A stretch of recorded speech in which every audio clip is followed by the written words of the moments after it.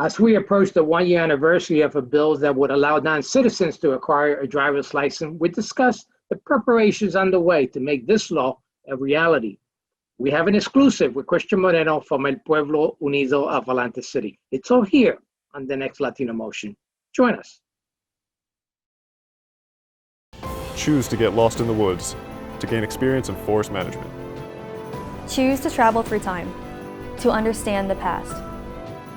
Choose to soar to pursue a career in dance. Stockton University offers 50 high-quality academic programs, small class sizes, and affordable tuition. Choose to match your interests and talents at one of New Jersey's nationally ranked universities.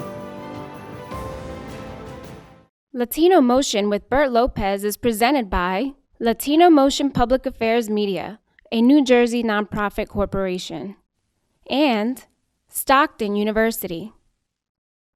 This edition of Latino Motion with Bert Lopez is brought to you by the HD Studios at the campus of Stockton University.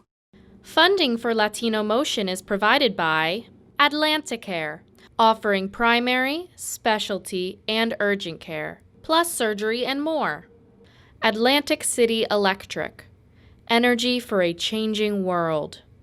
And South Jersey Gas.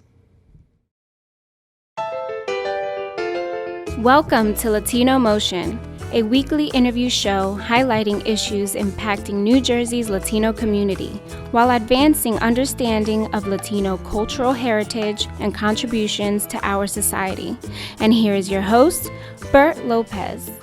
Buenos dias and welcome to Latino Motion. We're just approaching the anniversary of a law that Governor Murphy signed in December of 2019.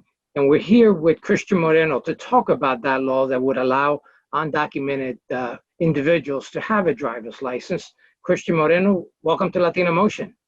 Thank you so much for having me back, Bert. And I know that you're the president of El Pueblo Unido de Atlantic City. I know that you and your brother have been advocates for immigrants for a very long time. And I know that you happen to be a child of immigrant parents who came to this country from Mexico. And you have been fighting the good fight all along in terms of making sure that immigrant rights are protected. And this is one of your passions. So I'm going to turn it over to you to tell me a little bit about how this law that Governor Murphy signed into law back in December. Yeah, of course. Being a staunch advocate of immigrant justice, here in Jersey, at least, we've been fortunate to have a progressive governor the last few years or so. And so, after a 16-year campaign, immigrant advocates across the state finally achieved victory when the Assembly, the Senate, and then ultimately the governor signed into law a progressive piece of legislation that would basically grant access to not just undocumented immigrants, but a whole wide range of individuals. It would give them access to a state driver's license. It's not a federal piece of ID, and there are restrictions on this type of license. But essentially what it would do, Bert, is allow undocumented immigrants, give them the right to drive in the state, to be insured, to have a car registered in their name, ultimately in the name of public safety here in our New Jersey roads. Now, I know that this wasn't an easy fight. There's been a lot of advocacy for a number of years leading up to the governor signing. And the governor, when he was campaigning, indicated that he would support such a bill. So it took a while. We got it done, got signed, but it's been a year now since the law was passed. Why has it taken so long? Yeah, we're in an interesting place. Like you said, it was a 16-year battle, and now the question is, since he signed it, what does that mean for our community? Essentially, in that legislation, it gave the state of New Jersey, specifically the New Jersey MVC, the Department of Motor Vehicles Commission, it gave them 13 months from the governor's signature to implement that law through the agency. And so we'll be approaching that 13th month mark in January of 2021. And so in about 2 months. And other states, New York State passed a very similar piece of legislation almost a year and a half now. They had the same requirement. They had a 13th month requirement, a waiting period, but they actually got it done a lot quicker in 6 months. And so here, our immigrant community has actually had to wait the full time. And unfortunately, there are indicators because of COVID and because of how slowly the Department of Motor Vehicles is moving, there are signs that it might actually be pushed beyond the 13th mark.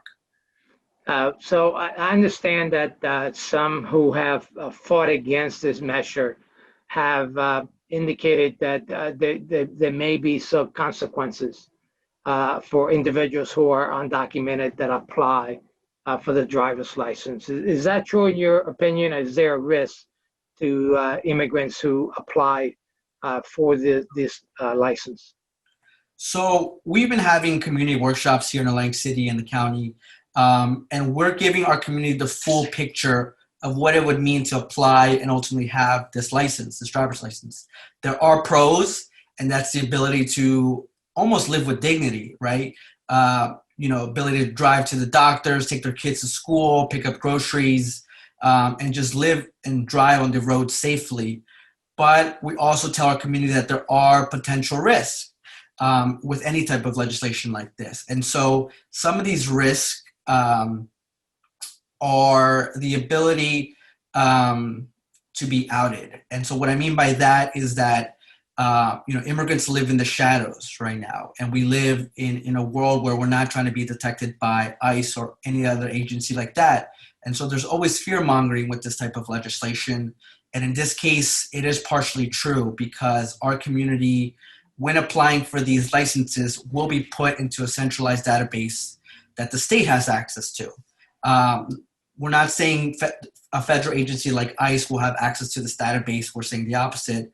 But state agencies, the state troopers, municipal police, whenever a crime is committed, they will have access to your information that you give the Department of Motor Vehicles. And so whenever that happens, we always tell our community, consult with an attorney, consult with someone that you can kind of tell them your background on. If you have prior deportations, if you have outstanding warrants, anything like that, it's always important to take caution. But for the mom, the undocumented mom that's lived in the shadows, that's never done anything wrong, that's just trying to get a license for her kids to provide food on the table, those are the folks that we're advocating for to push to get this license. Now, I know that you've been supporting those individuals, and we want to go into a little bit about the courses that you're offering, where you're really putting all this out on the table for them and educating them on the process. But you alluded to the benefits. I mean, there's benefits for the immigrant community, and there's also the obviously the public safety, right? Because folks still drive undocumented. They still drive, many still drive without a driver's license, simply as a matter of survival, to be able to get to point A to point B. And this will provide that measure of public safety. You alluded to some of the benefits for the immigrant community. Tell me more about those benefits. Yeah, and so, I mean, we fought for over 16 years, and the generation of organizers before me fought that good fight for a reason, right? It's because here, especially in South Jersey, to be able to live with dignity and to the full extent of the American dream, you really need a car, to be quite honest. Bert, you and I both live in Atlantic City, and we both know that if we wanted from our house to get to Pleasantville, we would have to take 2 buses, one to the bus terminal and then to the bus terminal in Pleasantville, and then from there on and so forth, rendezvous. And so essentially what we see here in South Jersey is that a 2 or 3 hour bus ride could be as little as like a 15 or 20 minute car ride. And so that will allow our communities to just access the American dream, whether it's getting a job that they've always wanted that could be a little out of their way, whether it's taking their kids to, childcare, the doctors, anything like that. But also, there's financial benefits, not just for the immigrant community, but for the state. And that was one of our main talking points, was that the state of New Jersey will really reap the benefit here when we, as an immigrant community, pay millions of dollars in registration fees. We'll pay millions of dollars in registering cars, in insuring cars, in buying both brand new and used cars. I mean, this is really just going to be a win-win for the state of New Jersey, because ultimately, at the end of the day, Bert, it doesn't matter when you're on the parkway going 70 miles an hour. It doesn't matter if the person next to you is undocumented or not. It matters if they're insured, registered, and know the rules of the road. Well, very good points. We want to continue this discussion, very important discussion. We're going to take a quick break. We'll be right back with more Latino Motion. Latino Motion with Bert Lopez is presented by Latino Motion Public Affairs Media, a New Jersey nonprofit corporation. Join us online at www.latinomotion.tv. Find us on YouTube, Facebook, and Twitter. We encourage your comments and contributions for show topics.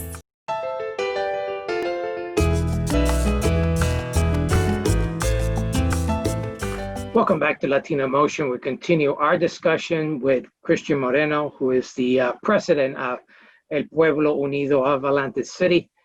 Christian, we were talking about a lot on the driver's license, the journey to get there.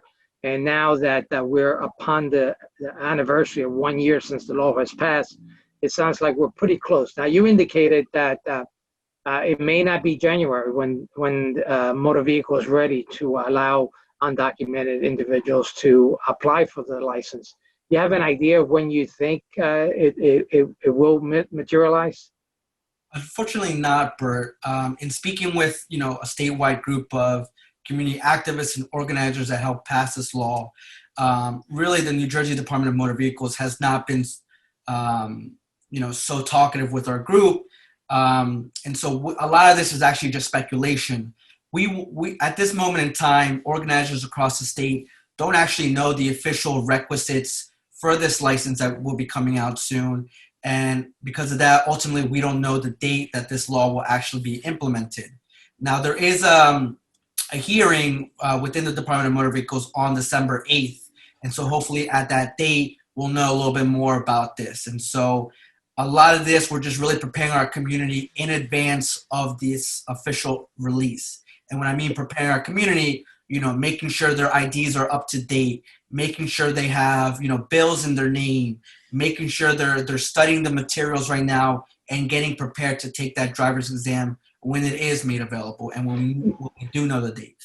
And I know that you've been pretty active in that regard, which is critical, very important a step that has to be taken in preparation.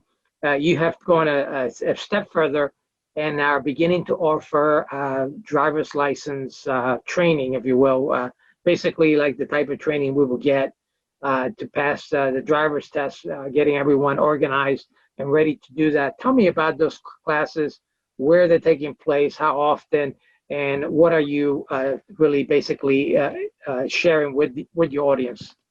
One of the things we do and that we offer now, and it's hard in the age of COVID, is that we offer community courses for free. One of those community classes is a driver's license study group. And so what we do is that, we've given everyone the New Jersey DMV manual in Spanish. And every week we meet both online and in person at our local church. And we meet to go over the tests. We meet to go over practice questions, study guides. While the test is made available in Spanish for our community, they can take the test in Spanish. Some of the questions still are actually in English. And what I mean by that is, name this sign, and it says stop, right? That's an English word that even though the test is made in Spanish, they still have to know certain English words. And so every week, we've been meeting a small group, in compliance with COVID regulations and through our church. We've been meeting and we've been really just educating our community at the most grassroots level. Let me ask you this question, because I know that, this was a great idea, and kudos to your organization for taking that initiative and making that happen and making it available. What kind of response have you gotten? I understand that you have a waiting list. Yeah, so unfortunately, the church had a capacity limit. They have a really big gymnasium there of well over 200 capacity, but because of COVID, we've had to keep it under around 40, 45 folks with the volunteers included. And so our seats were filled up the first day, Bert. And now I have like a waiting list of over 150, 200 folks. I actually put my phone number as a contact on that flyer because I want to be there for the community. And so I've been responding to everyone saying when these COVID restrictions loosen up, we'll be able to meet more in person and actually offer different class modules. So we can have a class on a Monday, a Wednesday, and a Saturday, really just to meet those needs of the working class community. What we see is that, in Atlantic City and Atlantic County, we have very limited organizations doing this type of work. And to my mind, there's only 2 organizations doing this work, Hispanic Association and La Casa Dominicana, which offers free ESL courses. And so we're really just trying to fill that gap however way we can in terms of education. Let me ask you, I know that you're not doing this yourself. You have other folks that are involved and engaged with you. Who are you partnering with to make this happen? Yeah, so one of our biggest partners are actually faith leaders and congregations. And Pueblo Unido wants to organize the community, but through a faith perspective. I myself have a strong belief and a strong faith. And so our board will be consisting of different faith leaders who represent congregations throughout the county. And so, in Atlantic City, we have Pastor Laura, who's a faithful pillar of our community. We have Our Lady Star of the Sea. We have African-American faith leaders, Jewish faith leaders that will be coming on board. And so at this moment in time, our churches are our biggest partner. Our churches, our synagogues, our mosque and stuff like that. And more importantly than our board is actually our membership. Our whole idea behind this group is to actually empower the immigrant community to be their own leaders. And so when these restrictions loosen up, we'll actually be doing other types of workshops like Train the Trainers. And so the whole point here is that the first time I may run a Know Your Rights workshop, Bert, but after that we'll train our leaders to do their own trainings as well. And so that we're at the same time that we're educating our community, we're empowering them. So tell me, in terms of additional advocacy for driver's license, do you foresee that there's a need for additional advocacy? And are you anticipate any hurdles that have to be overcome before these driver's licenses are actually realized, that they're actually issuing those driver's licenses? Yeah, so one of the biggest surprises from this waiting period is that the New Jersey Department of Motor Vehicles is actually saying that the immigrant community will either need to show proof of Social Security, which obviously they can, or a proof of ineligibility of a Social Security number, which basically, in a nutshell, in the most layman's term, means that the immigrant community will need an ITIN number, or a letter saying they don't have an ITIN number and can't get a social number. And so one of the biggest hurdles from a community perspective is we need to get our folks registered and able to get an ITIN number. And so that's that we're actually working with a small group of pro bono attorneys to have a community day where folks can come in and figure out how to register to get this ITIN number. And apart from that, there's a ton of work to be done in the immigrant community. And it can't fall on, our shoulders alone. It's a coalition of Latino groups that really have to come together, because there's different types of legislation besides the driver's license that we could advocate for and we should be advocating for. In the past couple of years, we've done a lot of victories, but there's always something to fight for. That has. Well, listen, unfortunately, we're running out of time in this segment, but I want to continue in that discussion. We're going to take a quick break. We'll be right back with more Latino Motion.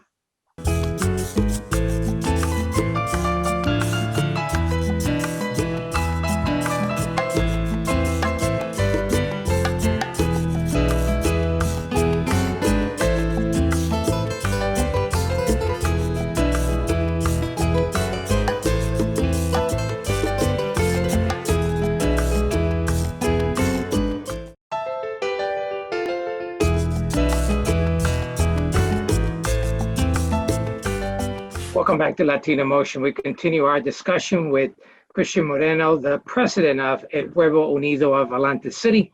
And Christian, we've left the last segment where you started to talk about helping to advocate for a relief bill, a COVID relief bill for the immigrant community. That sounds very interesting, and it's a great idea. Tell me more about that. Yeah, and so really like a group of statewide advocates from North Jersey and really all throughout the state have been advocating for this piece of legislation which would essentially provide financial assistance and relief for our undocumented community. As you know, undocumented immigrants aren't eligible for unemployment or that $1,200 stimulus check. And so really during this whole pandemic, we haven't been provided relief. Our community has been left out, which is a shame because immigrants truly are the backbone of this economy in terms of the labor we provide. Everyone just had a nice Thanksgiving, but someone picked your cranberries. And those are farm workers and oftentimes farm workers, can be undocumented. And so this financial relief has been introduced in both the Senate and the Assembly. And right now, just like the driver's license legislation, we're trying to get to that magic number of, a majority, 41 in the Assembly and 21 in the Senate. And so it looks like, the Senate is ready to go on board with this. And we're just looking for sponsors and commitments from the Assembly. Here in Atlantic County, to bring it back locally, very soon we'll be pushing our 2 local assemblymen to support this bill. Unfortunately, we don't know where they stand right now. Yeah, I know that's an important measure, and the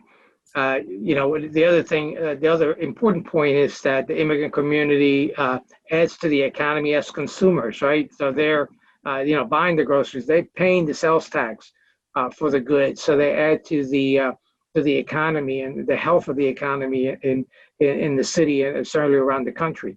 Let's talk a little bit more broadly about your organization, El Pueblo Unido de Atlantic City. Tell me what the organization is involved in. We've already indicated the big piece in advocacy, but what other things are you involved in? Yeah, so first, El Pueblo Unido, that is in Spanish, that's, translated as a community united. And more broadly speaking, El Pueblo Unido is part of an old activist saying, El Pueblo Unido jamás será vencido. And so we actually started of all things on the bus back from going to Trenton a year ago, advocating for licenses. We were able to get a bus and we took 50 community members from Atlantic City to Trenton to advocate for this. And on the way back, we had a deep conversation, saying, is our community needs being met as an undocumented community? Who's fighting for us? And really it was a grim conversation because there weren't a lot of folks fighting for us. And so we decided at the end of the day, solo el pueblo salvará el pueblo, only our community will fight for our community. And so since then, this last year, we've been, building that foundation of trust that we need to work with our community. And in January of 2021, we'll be officially launching our nonprofit organization to fight for the community and really organizing around 5 key pillars. One is education, transformative education, educating our community on the rights, on driver's licenses requirements, stuff like that. 2 is key community resource development, really just establishing community partnerships with the different government and social service agencies, and really just being a source of, volunteer translators. If someone from the community comes up to me and says, where can I go for this? And can you help me translate? We want to be there for them on that. Number 3 is we're actually going to be working on grants, and our goal is to develop a grant-funded pro bono legal service program, specifically for adjustment of status and immigrant detention cases. Our fourth pillar is a couple of different things, but that is getting into, on a nonpartisan level, the electoral space. Even though as an undocumented community member, they might not be able to vote, their family sure can. And even though they can't vote, they can phone bank, they can knock on doors, and they can still make their voice heard. And then fifth and final, kind of bringing everything together, is what you said earlier, that community mobilization. Bringing it all together and just saying, okay, we've studied this issue, we're empowered, and now it's time to raise our voice and mobilize against this. So I want to ask you a personal question. I know you for a very long time as a young man. You're still a very young man, in fact, and you've been involved since a child advocating for the community. What's next for Christian Moreno? What are your plans? Yeah, so there's a couple things I want to do. The first is take this organization off the ground.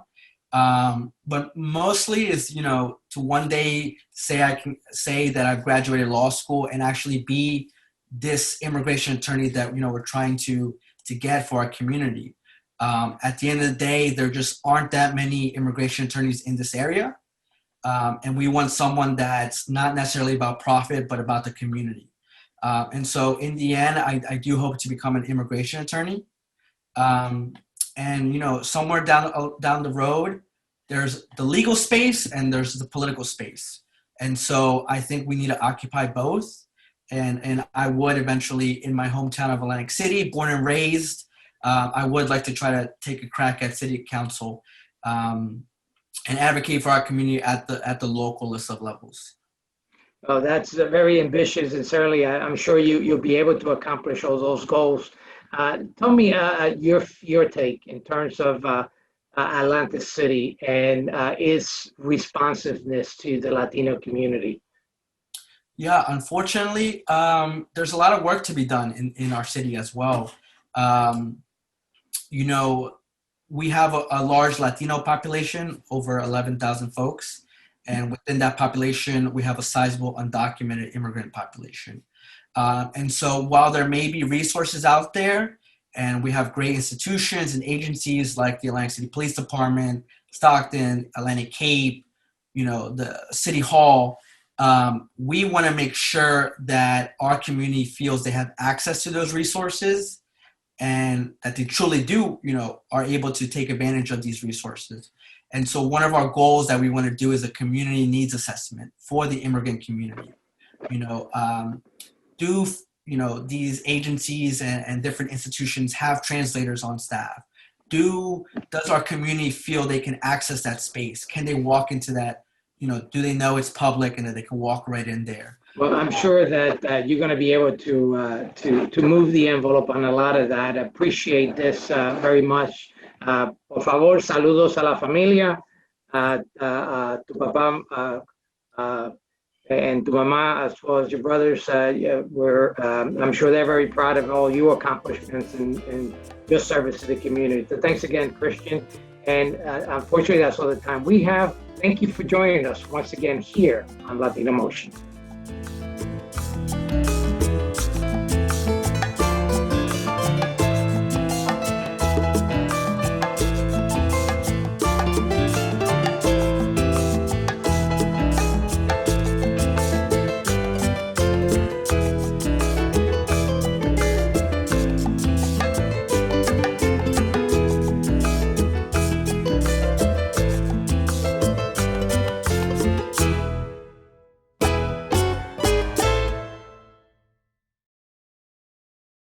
Choose to get your feet wet, to learn more about protecting our environment. Choose to read minds, to understand the human brain. Choose to get your hands dirty, to create a masterpiece. Stockton University offers 50 high-quality academic programs, small class sizes, and affordable tuition. Choose to match your interests and talents at one of New Jersey's nationally ranked universities. Funding for Latino Motion is provided by Atlanticare, offering primary, specialty, and urgent care, plus surgery and more. Atlantic City Electric, energy for a changing world. And South Jersey Gas.